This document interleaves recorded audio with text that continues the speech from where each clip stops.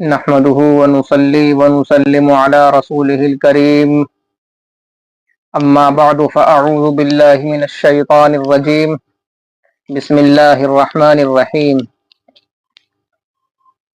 إن عدة الشهور عند الله 12 شهرا في كتاب الله يوم خلق السماوات والأرض منها 4 حرم ذلك الدين القيم فلا تظلموا فيهن أنفسكم۔ محترم سامعین کرام، محرم الحرام کا مہینہ شروع ہو چکا ہے، اور محرم الحرام کے مہینے میں اکثر عموماً یہ سمجھا جاتا ہے کہ اس مہینے کا خاص تعلق حضرت حسین رضی اللہ تعالی عنہ کی شہادت کے واقعے سے ہے۔ بعض لوگ تو یہ سمجھتے ہیں کہ محرم الحرام کا مہینہ یہ خاص ہے حضرت حسین رضی اللہ تعالی عنہ کی شہادت سے، یا اس مہینے کو جو عظمت ملی وہ اس واقعے کی وجہ سے ملی۔ حالانکہ یہ مہینہ روز اول سے، یعنی جس دن سے اللہ رب العزت نے زمین اور آسمان کو بنایا، اسی دن سے یہ مہینہ عظمت والا مہینہ ہے، حرمت والا مہینہ ہے۔ ابھی جو میں نے آیت آپ کے سامنے سنائی، اس آیت کریمہ کے اندر اللہ رب العزت نے فرمایا کہ مہینوں کی تعداد اللہ کے نزدیک 12 ہے، اور ان 12 میں سے 4 مہینے حرمت والے ہیں۔ اب 4 مہینے کون سے حرمت والے ہیں، اس کی وضاحت حدیث پاک میں موجود ہے۔ انہی 4 حرمت والے اور عظمت والے مہینوں میں سے ایک مہینہ ہے محرم الحرام کا۔ لیکن لوگوں نے اس مہینے کو سمجھ لیا یہ کوئی افسوس کا مہینہ ہے، غم کا مہینہ ہے، حالانکہ یہ عظمت والا مہینہ ہے، حرمت والا مہینہ ہے۔ دوسری چیز میں یہ بتانا چاہتا ہوں کہ حضرت حسین رضی اللہ تعالی عنہ کی شہادت کا جو واقعہ ہے، یہ تو آپ سنتے رہتے ہوں گے، اور جتنے خطیبوں سے سنا ہوگا، ہر خطیب نئے انداز میں اس واقعے کو سناتا ہے۔ اگر آپ 20 ذاکروں کی الگ الگ مجلسوں میں بیٹھو اور ان سے شہادت حسین کا واقعہ سنو، تو ہر ذاکر کی کوئی الگ ہی داستان ہوگی۔ وجہ اس کی یہ ہے کہ یہ واقعہ وہ واقعہ ہے کہ اس کے اندر تقریباً 97% جھوٹ ہے، صرف 3% روایات ایسی ہے جو صحیح ہے، باقی اکثر حصہ اس واقعے کا جھوٹ پر مبنی ہے۔ جو داستانیں جو اس کے اندر رو رو کر سنائی جاتی ہیں، ان کی کوئی حقیقت نہیں، کوئی ان کی حیثیت نہیں۔ اچھا، اس واقعے کی شروعات جو ہوئی میں وہ بتانا چاہتا ہوں، یہ واقعہ آیا کس طریقے سے۔ پہلی چیز یہ، حضرت حسین رضی اللہ تعالی عنہ کی شہادت کا جو واقعہ ہے، کربلا کا واقعہ، وہ پیش آیا سن 61 ہجری میں۔ سن 61 ہجری میں یہ واقعہ پیش آیا، اور جو کچھ اس میں ہوا اس کا علم صرف اللہ کو ہے۔ اس واقعے کو لکھنے والا جو تھا، اس روئے زمین پر جو اس واقعے کی سب سے پہلی کتاب لکھی گئی، وہ لکھنے والا بھی ایک شیعہ تھا، اور اس واقعے کے ہونے کے تقریباً 100 سال کے بعد یہ واقعہ لکھا گیا۔ لکھنے والا شیعہ تھا، اس نے اپنی کتاب لکھی اس واقعے کے تقریباً 100 سال کے بعد۔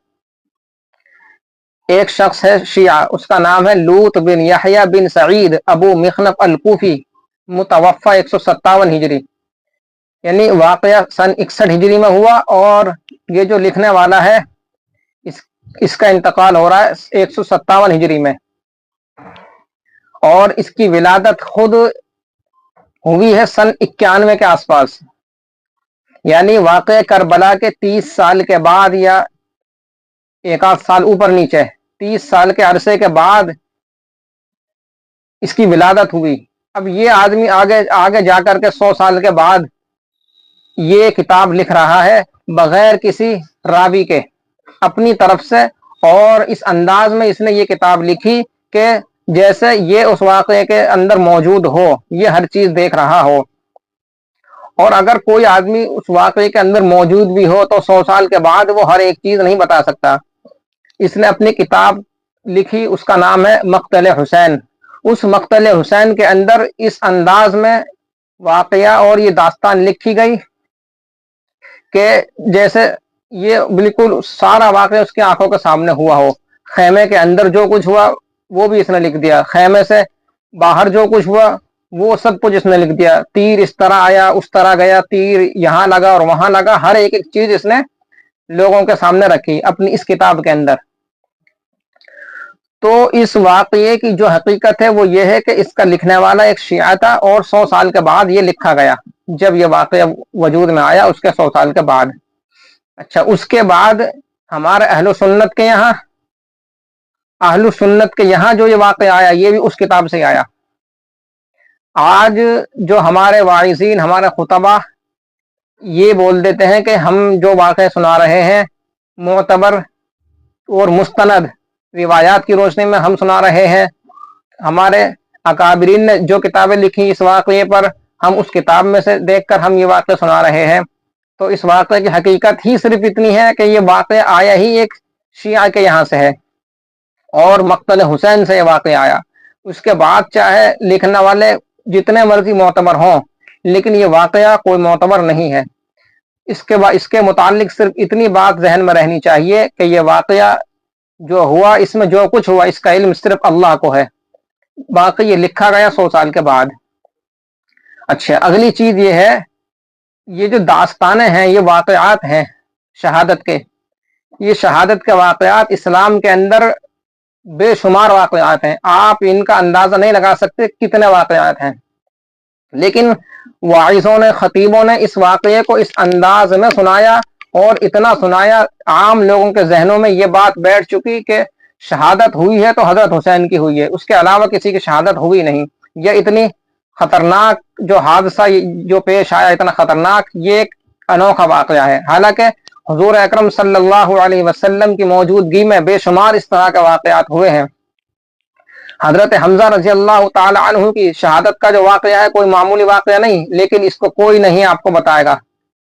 हजरत उस्मान गनी रजी अल्लाह ताला अन्हु की शहादत का जो वाक़या है बड़ा खतरनाक हादसा है वो। और हजरत हंज़ला रजी अल्लाह ताला अन्हु है, हजरत फारूक आज़म रजी अल्लाह ताला अन्हु भी शहीद हुए, हजरत अली मुर्तज़ा रजी अल्लाह ताला अन्हु भी शहीद हुए, और इस तरह बेशुमार सहाबा इकराम रिज़वानुल्लाहि अलैहिम अजमईन शहीद हुए। इस्लाम के अंदर तो रोज़ अव्वल से शहादत का सिलसिला रहा। तो खैर, अर्ज करने का मकसद ये है, इस वाक़ये की कोई हकीकत, कोई हैसियत इतनी ख़ास नहीं है।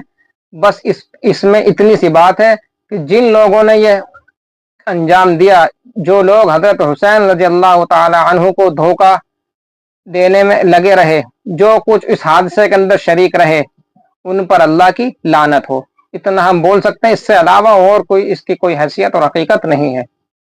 व आखिरु दावाना अनिल हम्दुलिल्लाहि रब्बिल आलमीन।